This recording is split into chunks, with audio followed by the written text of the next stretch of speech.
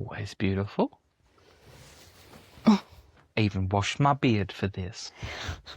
Hello everyone, welcome back to the Naughty Corner. I am your host, Courtney Watts, and this is Court is in Session, a podcast by assholes for assholes where we judge assholes. I am absolutely ratchet today, so you get what you get. I haven't washed my hair in over a week. It's got 4 days worth of hairspray in it. I've spent the entire weekend ripping up carpets and watching maths, and we've got everything from a Trump dropkick to an autistic mama's boy entering the chat this week. So it's been a lot. I started a new shoot for a live action video game that I'm in this week, and that just means I don't give a shit about this. If you're here for the right reasons, neither do you, because I'm assuming you're here for the stories. How you doing, Nate? I'm okay for once. Everything's actually not falling apart actively in my life. Optimistic. It is. Like, I'm waiting for the other shoe to drop so hard that I'm willing to go buy a shoe. Like, I just got to do it myself, get it over with. So I'm not exactly. Like, my aunt's heart surgery went well. I'm finally starting to process my dead dad issues. Because daddy issues weren't enough, he had to go and give me dead dad issues. But yeah, everything is all gravy for once. And that's even worse somehow. Yeah, because it's like, well, now I feel like I've got something to lose. Exactly. Like, at least when it's shit, I'm good. Like, it's just like, this is familiar. I can live with this. Yes. I know how to work in this. So we're starting off this episode with our Fair Call Mate segment, which is really just a mishmash of whatever the fuck we've found that doesn't seem to fit any of the other categories. I broke up with my partner, 33 female, over not wanting oral sex. Now I'm being made to feel guilty. I need to know which way the oral's going. Like, he wouldn't go down on her, or he wouldn't let her go down on him. We're about to find out. From subreddit r/true off my chest. Now, I say that we're about to find this out, despite the fact that I've obviously compiled all these stories, because I compiled these stories many moons ago, and so much if I can remember what was actually in them. So, a true off my chest moment, as the guilt is still killing me 6 months on. Had a wonderful relationship with my ex, albeit the sexual chemistry was the one aspect that lacked. Ultimately, she did not like receiving or giving oral sex, and giving is probably my favourite activity in the bedroom. Okay. Go off, King. She also disliked doggy, another favourite, but that's by the by. I tried and tried over the years. I really did try to find the middle ground, but was always shut down with the argument, why are you wanting me to do something I hate? There was no negotiation, it was a boundary, and I guess I had to respect that. I offered going to couples therapy and other avenues to see how we could compromise, but it was something she didn't want. As our relationship progressed over the years, we were looking to move to our next chapter together, and then it hit me like a brick wall what that meant. No more giving oral ever. No more receiving and variants of this. These are all the things I personally enjoy in the bedroom, and I couldn't live without it, so I had to enforce my boundary and end things. But even now, I'm being made to feel awful about it, and that it was selfish. She made it brutally clear she's 33 and it might take her years to settle with someone, and maybe then it will be too late to have kids. And I know how much she wanted that, so it's eating me. For clarity, this is about giving oral. I could live without receiving. I love how that implies that he couldn't live. Like, no, I understand that. Like, I'm the exact same. He could not live if he was unable to give oral. Yeah? It's a weird fucking story, bro. I mean, we're all allowed to have our own preferences, and if that's a deal breaker for him, it's a deal breaker for him. How long were they going out? It just said that they broke up 6 months ago. Yeah, it didn't say. He did say I tried and tried over the years, so it was a significantly long yeah, if it has been over the years, then it's not a dick move. If it is genuinely that much of a deal breaker for you, I personally, until Chloe, have never finished from getting oral. Whereas I, being a chubby guy, one thing I know how to do is eat. So, ladies, just saying. Give that chubby guy a chance. Not only are we good eaters, we will lick the plate clean, and we are grateful for being fed. Stop. Oh my God. But yeah, I completely understand. I will go down any day before I get go down on because I just don't really enjoy it. Whereas giving pleasure for me is so much more gratifying, because even if I'm not feeling fully up to the task and end up finishing too quickly, I could just go down on a chick for hours because I eat for my pleasure as well as hers. Validation, like, yep, I did that. Exactly. that. Like, you know if you're doing a good job or not. Yeah, well, keep in mind, this is a true off my chest, not an am I the asshole. So there's no judgment. But yeah, here. like, but it is pretty fair. The only thing I would say is that when it comes to these kinds of incompatibilities, get to that point quicker. Yeah, because it's fair, totally fair for her to be upset over the fact that she feels she's wasted a significant number of years of her life, and it's over something like sex. Mate, this conversation very easily could have happened years ago, where it's like, all right, well, we need to see exactly what we want out of our lives and whether or not what we agree on is exactly what the both of us want together moving forward for the foreseeable future. Because if it's not, then we're at an impasse. At the latest, it should have been a 1-year decision. In my mind, it would have been a 3 to 6 month decision, because if I've gone 6 months and I've known case after case of a case of rejection of this, cool. If I can't live with this, I'm now going to dip. No one's at fault here. We just have different preferences. Yeah. Like, see, personally, I don't see the point of any of this, because when it comes to any sexual act, I don't give a fuck enough. I don't care about any of it enough to have a solid, yes, I must have this, or no, I absolutely do not want this. Like, it's just not a thing for me. Yeah. So, but if you do have those kind of strong feelings, then you do need to make sure that they are known. Otherwise, it's a, well, do we break up now or later type situation. So, top comments. Never ever get married because of a biological clock or a clock on the wall. Having kids isn't going to change what she likes sexually, and you'll end up living a life of quiet desperation, living every day sexually unfulfilled. You made the right decision. Don't let anyone criticize your decision. Another commenter, exactly this. Kids don't fix incompatibility. You chose long-term peace over short-term pressure. Good on you. And another commenter, Band-Aid babies rarely do anything but create further animosity. My cousin had one with her cheating husband because she was worried she was running out of time to have one. It didn't end well. No. It never does. Having a child for any other reason than that the people involved in making and wanting to raise that child is 100% invested in wanting to have a child is literally the only reason anyone should ever be having a child. But also, if you're going to get married to someone, don't ever go into a marriage thinking you could change them or they will change their mind, because that's just a one-way ticket to a divorce. Well, we've had that conversation before, like on another episode, where it's like, stop trying to get whoever you can get and then mold them into your most desired person, because it never works. Literally. Yeah, nah. Next up on Fair Call Mate. My husband refuses to take care of our disabled child. I know it's not this segment, but his shit can't. I picture Aura and I'm like, you know what? That's fair call, mate. No, you had that kid, you did the deed, you decided to keep it, you help raise it. Oh, yeah, absolutely. I was just kind of picturing, like, in general, like, expecting anyone to take care of Aura. Yeah, anyone who is not the biological parent, sure, fair, tap out, don't come round. It's understandable. We've met them. But if you are that child's biological parent, it's your job to figure it out.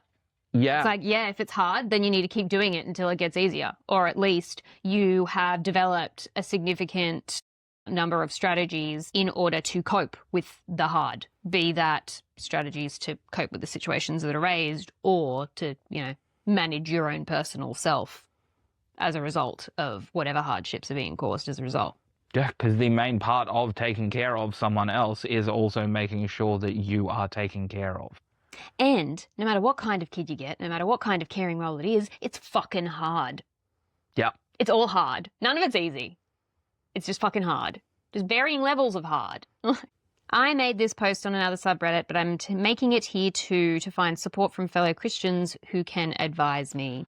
Yeah, I forgot to mention this is from r/Christianity. Yeah, I may be changing that paddle real quick. My husband, 30 male, and I, 26 female, had our little baby boy over a year ago. Unfortunately for my baby, he was born premature at 7 months and had to be put in ICU to help him survive. My baby over the following year showed some abnormalities with movement after we saw he barely could crawl and neither could hold his head when sitting. We took him to pediatrician visits and doctors recently diagnosed him with cerebral palsy and that he'd never be able to walk. Okay, ignore any doctor that physically says that because any neurodevelopmental disorder, any traumatic brain injury in general, like this happens with autistics all the fucking time, it is physically not possible. I say this as a qualified and published, internationally recognized academic in autism and neurodivergent conditions, right? It is not physically possible. There is no evidence to suggest or that says or that indicates in any way that it is possible to predict what any child will look like when they reach adulthood. I know so many advocates and academics who were the typical autistic that everyone pictures, as well, ignorant people picture when they think of autistics, the unable to talk, the heavily overstimming, the constant disruptions, never being able to kind of stay quiet, never making eye contact, all of the behavioral issues that are constantly being mentioned when people describe what an autistic looks like. That was so many of us as kids, and it is just chalk and cheese compared to what we look like now. There are so many people I know who have raised kids that experience cerebral palsy, and they say they were told exactly the same thing, that their kids would never do X, Y, or Z. 15 fucking years later, they're doing it. Just because that is how the human brain works. It is always looking for back roads and open windows, finding ways to get to areas of the brain when certain areas and connections are disrupted or broken. It will find another way. Shit just starts growing like weeds in a yard. You plant something on one side and all of a sudden it pops out on the other side of your fucking house and you wonder how the hell it got there. That's just the connections that end up being made in the brain when it's trying to work out how to make a connection that isn't there anymore. It will keep trying in different ways. What she said. My husband, learning about our son's disability, has become mad and directed his anger towards me. He told me that he doesn't want to raise a disabled child because he says it's a waste of time and money. He said that we should just give our baby up for adoption and have another one. I obviously called him crazy for saying this about our child. I've tried convincing my husband that we have to accept our child with a disability, but he has insulted me, telling me it's my fault that I gave birth at 7 months, and he has even accused me of cheating on him to deny our baby is his child. My husband has become verbally abusive towards me, telling me he wants a divorce because in his eyes, I've failed as a mother for giving birth to a disabled child. Give it to him. He just told me that he's already looking for another woman who can give him healthy children. I just feel sad my husband sees our baby as trash and won't help me to take care of him.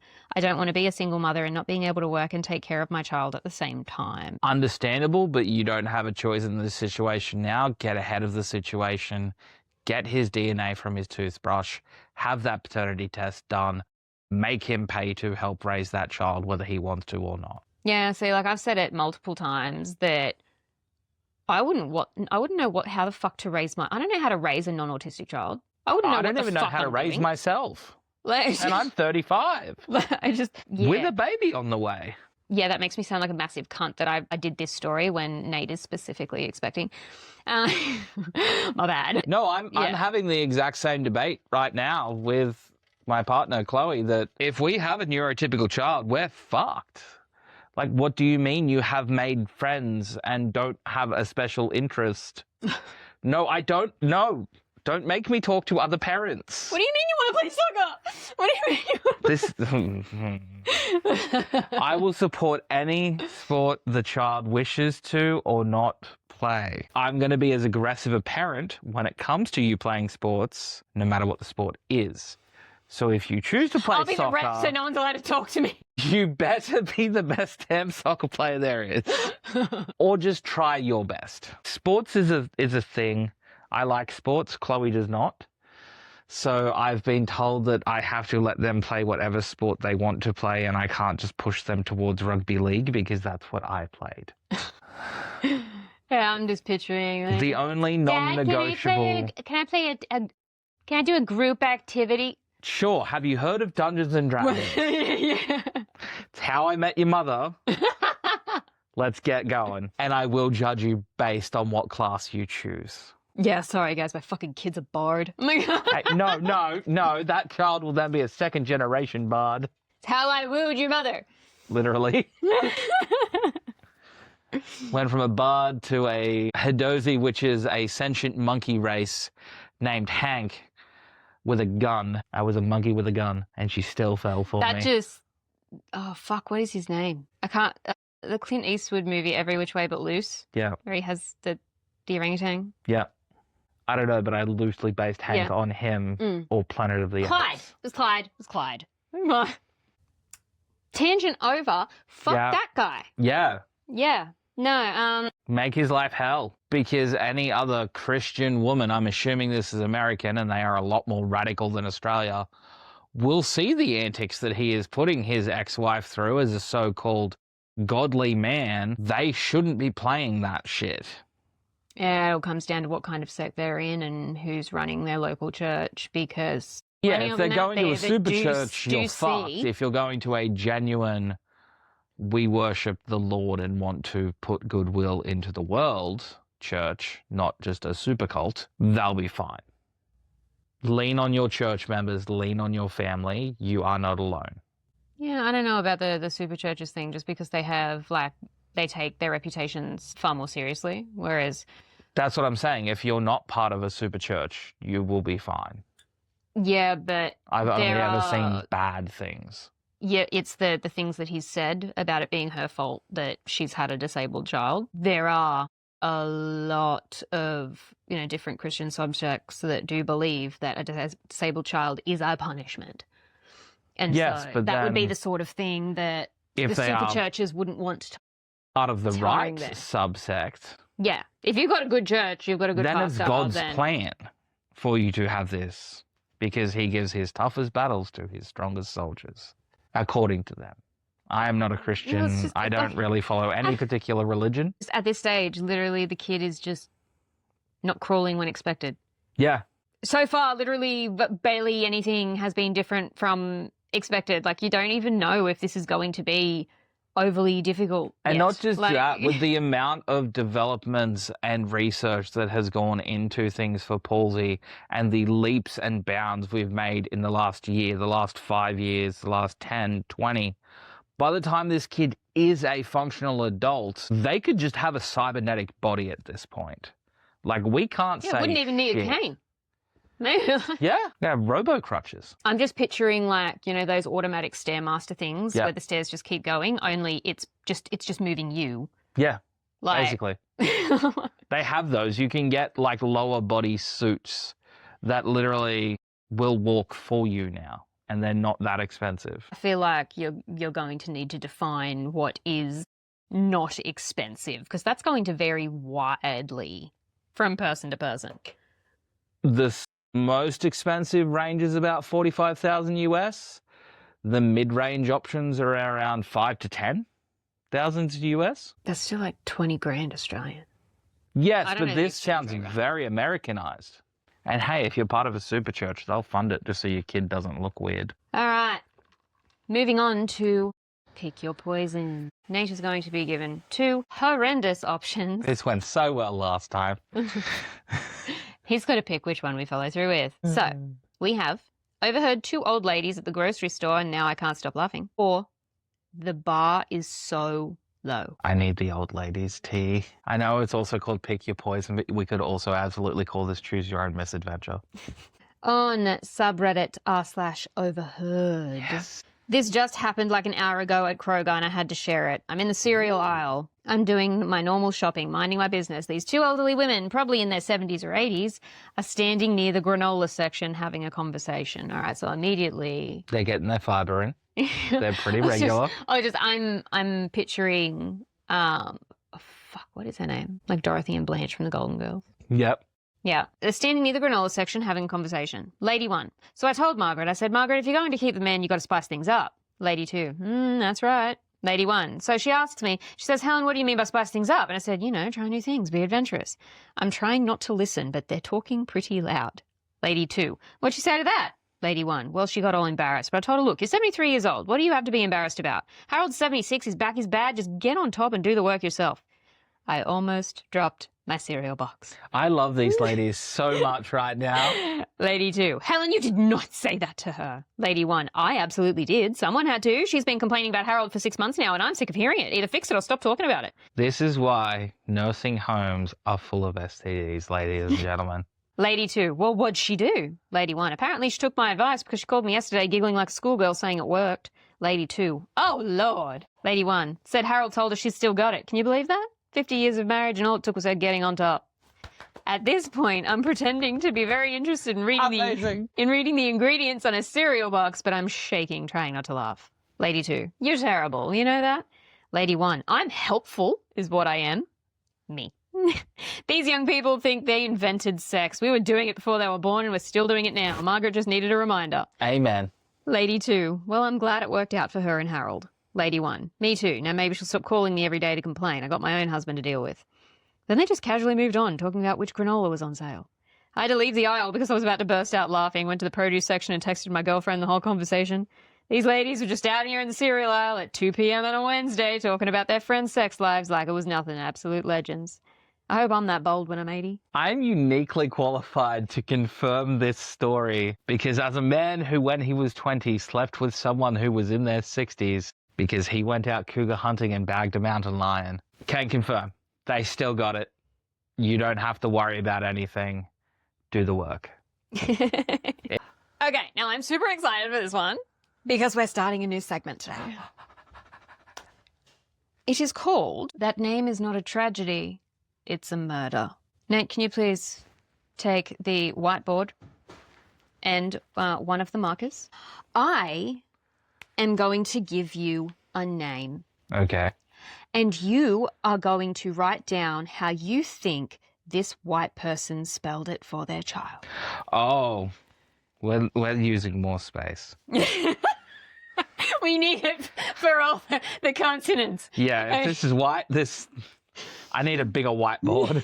Madison with a Y. See, that would seem reasonable. Or potentially the second option. Show the camera, Nate.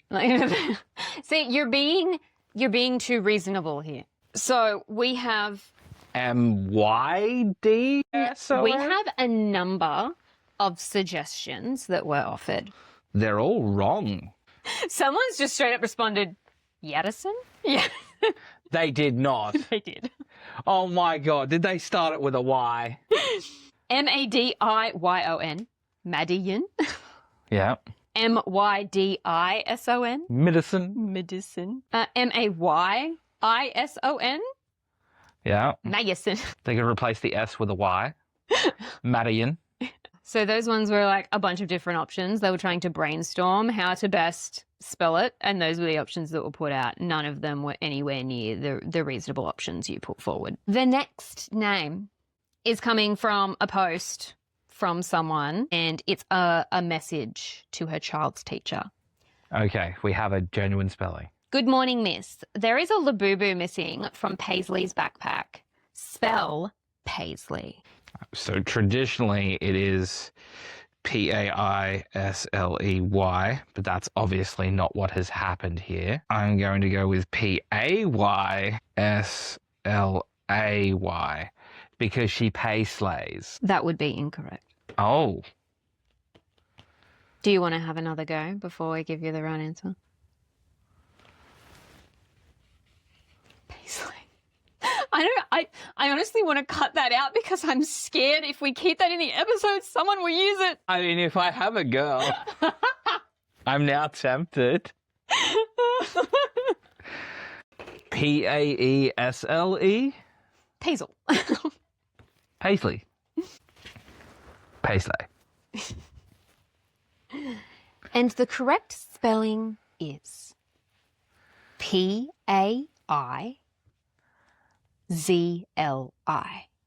Ew. Okay, next one. Paisley. Did I say parsley? Paisley. Like peso. The next name is Patience. Okay. Can you use it in a sentence? I don't have any patience for this. There's an X in it. There's a fucking what now? So traditionally you have patience. Before hearing that, I thought it would be spelt as in medically with a TS. No, they're never going to. No, that is just reminding me of like the nurses that were like sharing baby names to each other, and one of the sisters ended up choosing the name for her daughter that was actually a fungal so I infection. have two potentials. So it's either Paxiens. It looks like penis. Because where I'm hearing is they've taken the T and the I for that TS to form the X. They got rid of the TI, didn't they? And it's Paxiens. The simulator's name. Read them out and I'll write it down for the viewers. PAE. Okay. XHYNZ.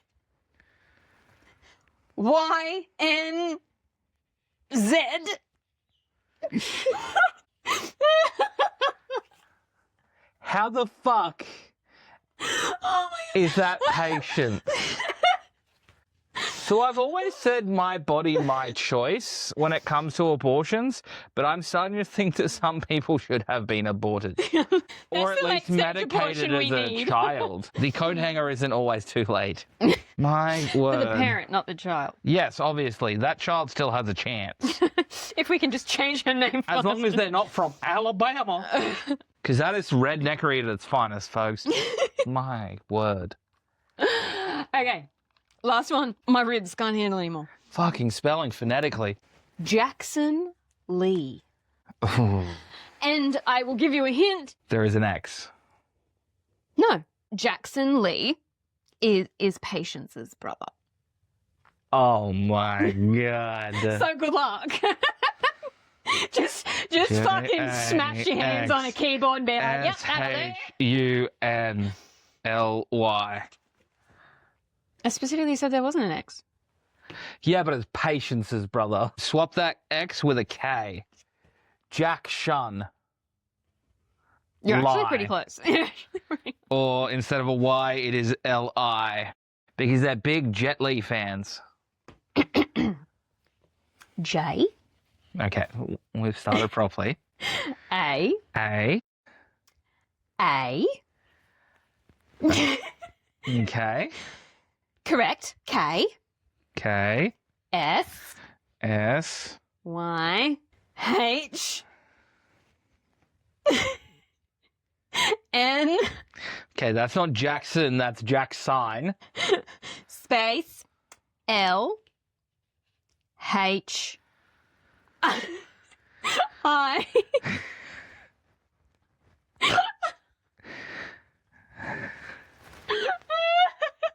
They let them reproduce twice? Like, after the first time, you shouldn't be letting her kiss anymore. Like, How? I've heard of people referring to their name as their government name. These children need to be issued names by the government. these are alien names. Because their parents cannot be trusted. This is their D&D. Gee. No, even in D&D, Oh. I've never seen names spelt so badly. Yeah, because you're a DM, you wouldn't let them. No, I don't have a control over the names they spell. Like, there's phonetic spelling, and then there's redneck spelling, and then there's whatever the fuck that was. Oh. Yeah, at least all the redneck spelling is just adding a Lee or a Grace or something on the end of everything. Like, Or a June. or Whatever maybe month they're born in. maybe your kid Crystal, but it's off to math. Like, oh my I named my kid Mercedes because it's my favorite car. No, it's my favorite stripper. god. Okay, that's cute. That's cute though. I appreciate the consideration. Still not his mama. Fuck. Why? I can't The wait to see end. Joe's reaction to these. It's like, it's going to start fucking with my ability to spell actual words. Oh. All right, that is the end of That Name is a Tragedy. I don't know if I've chosen weird names for my kid now. But like the spelling, I can change so much just to fuck with you. How should Nate spell his child's name? Get in the comments, to quote Brennan Lee Mulligan. Wrapping up with a bogan blow-ups. Those of you not in Australia may or may not be aware, we were the first country in the world to ban under 16s off of social media. Hooray. This has It come didn't from work. r/Oz Technology 5 months ago, right before the ban kicked in. Anything there's more of them on there now. 4chan unlikely to be included in Australia's under 16s social media ban, e-safety commissioner says. Now, obviously, 4chan, like, you literally had, like, QAnon and, like, all of your red pill manosphere shit has come out of the forums on 4chan. Yes, but it's also where all of the celebrity nude leaks came about. Yes, and our under 16s absolutely have a right to access Also them. known as, and in the greatest marketing move ever, the fappening. That is what it has been referred to and what it will always be referred to as. Oh, from now on, anyone with a vagina, I will henceforth be referring to as clitisons. I like that. That's my new favourite word. I like I can't, yeah. It's my new stim word. I'll just sit there and fucking think it. It's great. It's our new, well, hi. Oh, no, that's still in there too. Okay. It's just like a beat. Like, clitisons. What heck? It's the official greeting of the Clitizen Nation. Well, hey. Okay, so obviously you've got, like, 4chan is worse than Reddit. And Yeah. Redditors know just how bad Reddit can be. But I agree with this decision. It's like if Reddit and Tumblr had a baby and named it Jackson. Who then grew up to become like a school shooter. Yeah. That's Well, what I mean, that if they're on 4chan, they already are, likely. It's what they're fishing for, ideas. But the reason why 4chan has not been included in the ban is because 4chan is already 18 plus. So it physically can't be included in the under 16s ban because technically under 16s shouldn't be able to access it anyway. Now, obviously, just like we've seen with the under 16s ban, that's not really relevant to whether or not people can access They know things. more than us when it comes to technology, and it scares me. The key comments. Remember those rumours around it being a government honeypot / training ground? Sort of makes sense when you think about it that way. Or maybe they did just a quick search and the 2-line preview is what they're basing legislation on. Out of curiosity, do you mean it's like for grouping potential offenders by leaving them a space to congregate? Sorry for the last post. Sorry for the late post. This just popped up and I was interested. No algorithm. So what they mean is, like, they want to leave 4chan open because the worst of the worst end up there. So there are literally, like, government agencies that stick around on 4chan to see what chats are happening and shit.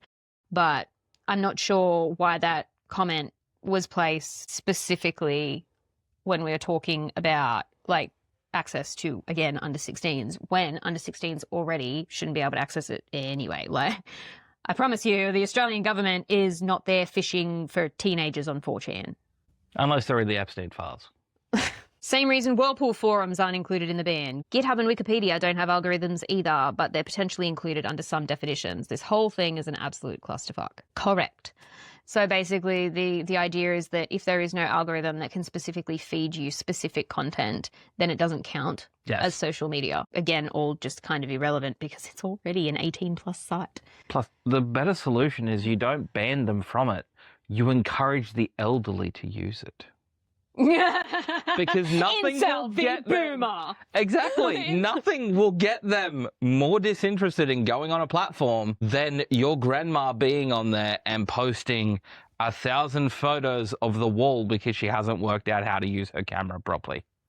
You know, just can you imagine, like, all of the incels being swarmed, like, by their grandparents? Oh, absolutely. Like, sweetheart, I would never expect this of you. I made you just the cutest sweater when you were 2, and then you walked around Winnie the Poohing in it with your penis just hanging out. Here's a picture of it. Like, don't you remember? They have nothing but time on their hands at this point. Except the elderly couple in that grocery store, because obviously her hands were on her honkers. there was no description of them doing that. Like, I can picture them doing that. Like, Margaret, can you please feel this lump for me real quick? Like, I got you. No, I'm talking about the one that got on top. Well, she wasn't there. His hands were obviously They were occupied. talking about her. I don't think he would need to, because at that age, I'm assuming her tits were in his eyes. Like, I'm only seeing solutions. okay, last one of the episode. We have, what's wrong with Australian teenagers? Is there an epidemic of rude behaviour among some teenagers in Sydney right now? Not all teens, but a particular immaturity seems common. Today on the ferry, I stepped away for 4 seconds to throw out my Starbucks, and a 15-year-old immediately took my spot, leaving me awkwardly standing. Later, a group of teens repeatedly rang their bike bells during a street performer's set. The performer warned them and eventually asked them to leave, but they ignored him and kept disrupting the show. It was shocking that neither the performer nor the crowd could get them to stop. They showed no shame, even when adults were watching. As a tourist, I felt helpless and frustrated. I couldn't intervene, but I was left wondering whether minors are treated differently under the law or whether this is just a sign of poor manners. No, it's a sign of poor parenting. I think it's a number of things. Like, for starters, to answer your question, yes, teenagers are rude. It's not just Australia-wide, it is worldwide. And it's also all teenagers everywhere, all the time, since Yes. the dawn of fucking time. Like, the point of those teenage years is to push social boundaries. They are learning their way in the world. They are figuring out what is tolerated and what isn't, and that is then going to dictate their behavior as they move forward. So, yes, we are seeing kind of spikes in what is happening more or less when it comes to teenage behavior based on our reactions to it, but it sure as fuck isn't teenagers looked at differently under the law when it comes to disrupting the peace or whatever, because we literally jail 10-year-olds here. Yeah. So, If anything, Australia's harsher than the rest of the world. Australia is the worst country in the entire developed world for human rights. That's fucking pathetic. We can do better. Another issue is the prevalence of video cameras on cell phones, because back when I was a teenager, we didn't have that. And if you were being a little fuck in society at a whole, you had the human right to get your ass beat. Okay, that behaviour is not appropriate. Yeah, and that's what I was saying before about the like that social contract. Like, when you are out and about in the world, then how people respond to your behaviour is then going to determine whether or not you exhibit that behaviour again in the future or not, depending on how it goes down. Like, if you've got a whole group of mates around you and you do something and everyone else is responding to it poorly, but then you all take off on your bikes and you're all hooting and hollering, you've got that sense of community there. But the older you get, the less tolerated that kind of behaviour is. The more people start actually developing into the adults they're going to be, then you learn really quick just how much that community shrinks when you treat people like shit. But also, OP is obviously kind of grasping at straws here. Like, yeah, cunt, if you fucking get up from a seat, I'm taking it. I'm 30-something.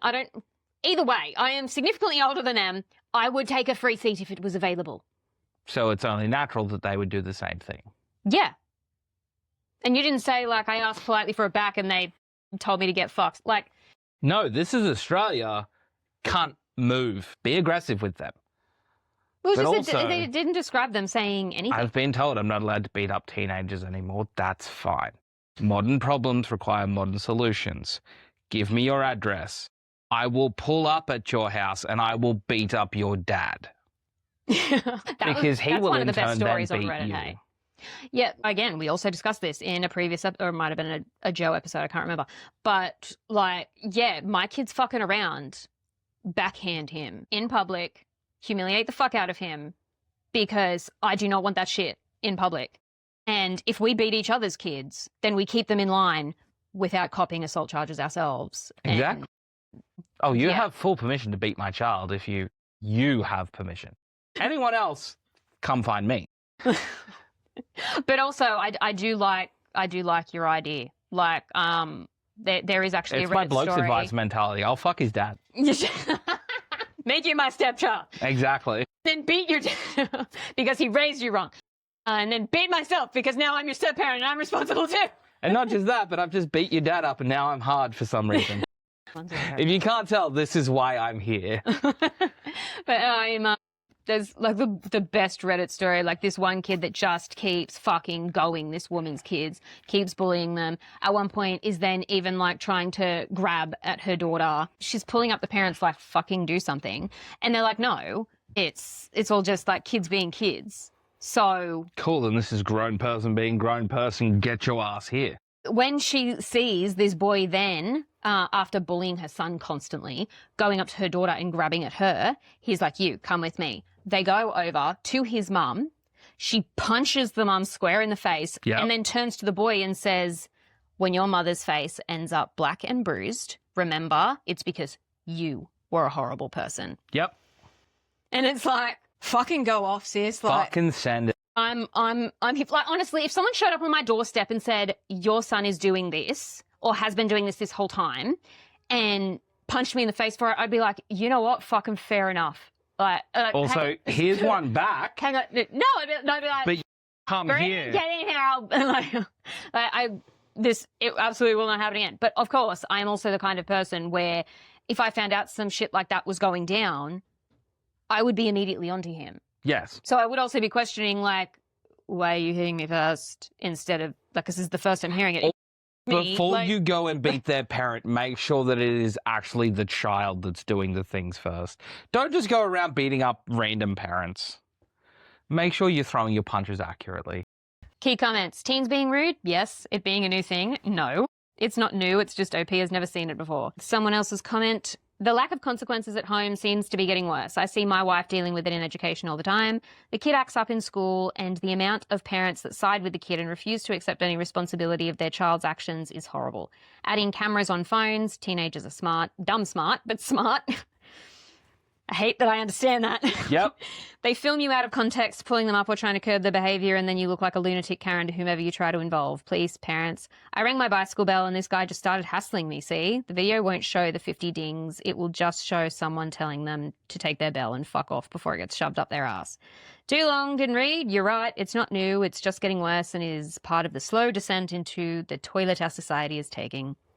But that's also your mistake. You tell them you're going to shove the bell up their ass. Don't tell them. Just do it.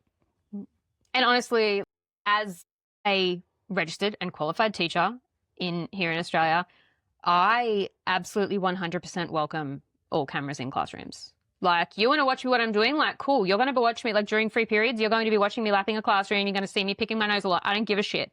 But how I present myself to a class is how I present myself in the staff room, is how I present myself when I'm walking down the street. I dial back the swearing and I'm using like age appropriate language so people physically understand what I'm saying.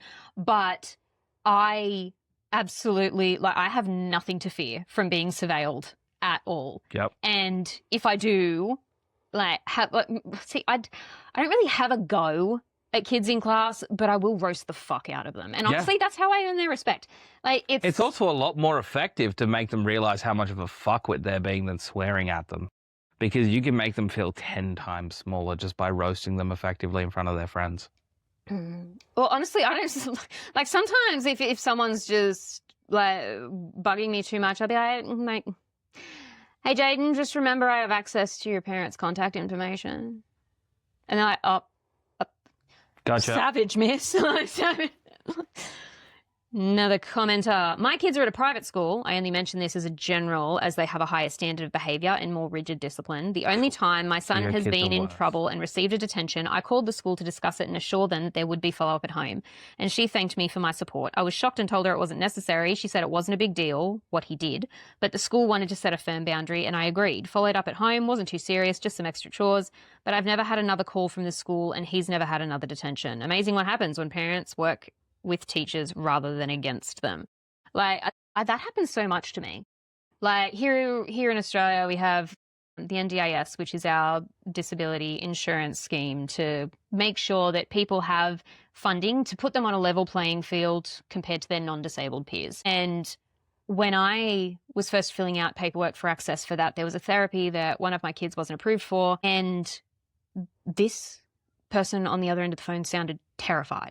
And I'm like, no, that's perfectly fine. If the evidence isn't there for it, then that means that, you know, it's my job to fill that gap. And at the end of the day, it wasn't a gap. It was because autistics have spiky profiles. And so this was actually an area that he was doing far better than his peers in. And so as a parent, it's my job to enhance that enrichment. That's not a disability gap there. But she was just the shock that people have when they have to give me bad news. I had the child support agency contact me a couple of weeks ago, and I'm like, I'm walking into my kid's school, you've got to be really quick. And they're like, I'm not sure how long it'll take. It'll be like 15 minutes. They were telling me that I owed like $26 for after our tax returns got finalized. I'd been overpaid by like $26. And I'm like, no, it's totally fine. Like, do you want me to pay that, or will it just come out of the next payment? And they're like, oh, no, it's fine. It'll come out of the next payment. And I'm like, you expected this to go down a lot differently, didn't you? And she's like, well, you never really know how these calls are going to go. And it's like, could this call be a text? Could that text be an email? Does that email even need to happen? This staff meeting could have been a fist fight. Literally. Yeah. She was yelling at me. I could have just fucked your dad. I have had people literally start crying on the phone. Yep. Because I didn't react poorly when they were like charged with giving me bad news. And I'm like, even if I was shitty, yeah, that wasn't your call. Your call didn't put me here. You are literally the middleman. People need to stop shooting the messenger. It's just, yeah. But in general, yeah, teenagers are always going to be kind of shit. But we always have been. If you're watching them close enough, you'll also see that in a lot of ways they're the best of us. Everything that is worth building has an awkward adolescent phase that we've got to see through. It's getting hot in here. I need to turn the aircon back on. Alrighty, that's wrapping us up for today, but we will see you again next week on Quarters in Session. Hooray!